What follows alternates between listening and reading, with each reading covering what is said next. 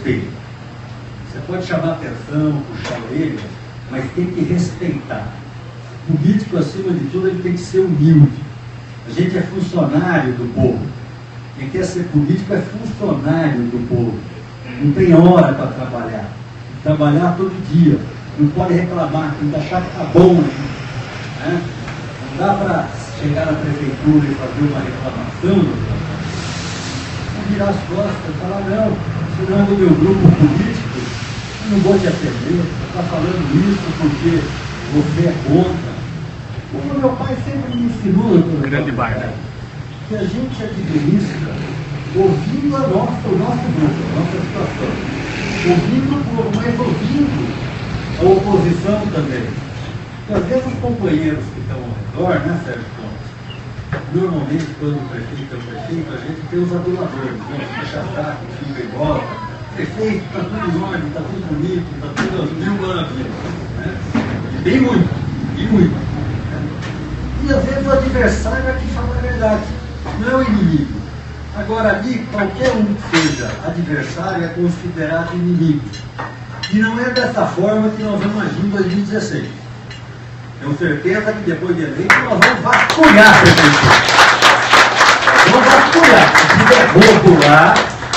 Se tiver roubo lá e for comprovado, vai para a justiça. Mas nós não vamos ficar perseguindo ninguém. Vamos fazer o que o Ministério Público falar, olha, tem que caminhar, a legislação manda. Agora nós vamos dar para eles carinho, nós vamos dar respeito, nós vamos atendê-los da forma que nós gostaríamos de ser atendido lá na prefeitura. A gente, como deputado, poder estar trabalhando junto, trazendo mais recursos. Nós trouxemos 2 milhões de reais, doutora Dona, o senhor lembra de asfalto? 2 anos e meio, o dinheiro está no caixa da prefeitura parado até hoje. Será que estão esperando a época da eleição para gastar o dinheiro? Só que de lá para cá, quando já subiu o preço do asfalto, do petróleo, do dólar, quando a gente já arrebentou o carro no buraco, gente se machucou, acidentes aconteceram. É um exemplo, né? Então o que eu falo sempre para o nosso grupo? Olha, a gente não vai administrar com raiva de ninguém. A gente vai administrar com amor a todo mundo, com respeito a todo mundo. O adversário vai ser tratado como adversário, mas não como inimigo. Né?